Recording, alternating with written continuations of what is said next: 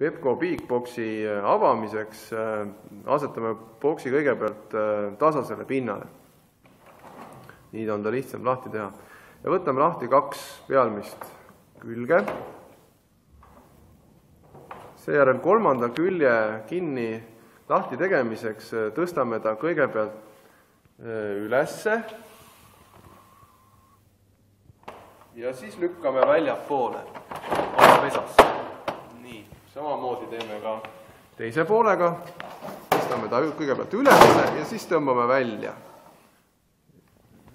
Vaatame ja jälgime, et läheksid oma pesadesse ilusti külgmised sulgurid poole pealt, mõlemal pool. Need sulgurid sulgevad 2 poolt küljed omavahel ja kindlustavad, et kast ei läheks lahti. Seejärel paneme kinni kasti ülemise otsa.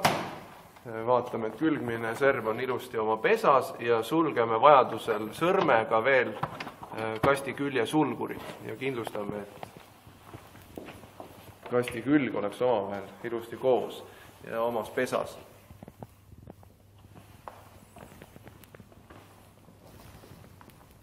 Sama teeme ka välimise küljega.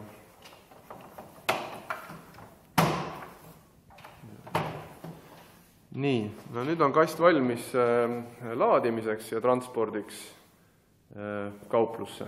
Kaupluses on kast müüdud pooleldi tühjaks, on meil võimalik mõlemal küljel, kas siis pikemal või lühemal küljel, oleneb, mis on tarbija poole, avada pool seina, et oleks tarbijal võimalikult lihtne kaupa kätte saada. Kui kast on müüdud tühjaks, siis sulgeme kasti samamoodi, avame sõrmedega sulgurid, paneme pooled kinni ja seejärel tõmbame pool külge enda poole ülesse ja lükkame sisse. Samamoodi teise poole tõmbame ülesse ja sisse. Samuti suleme mõlemad äärmised küljed. Ja kast on kokku pandud turvaliselt tagasi transpordiks.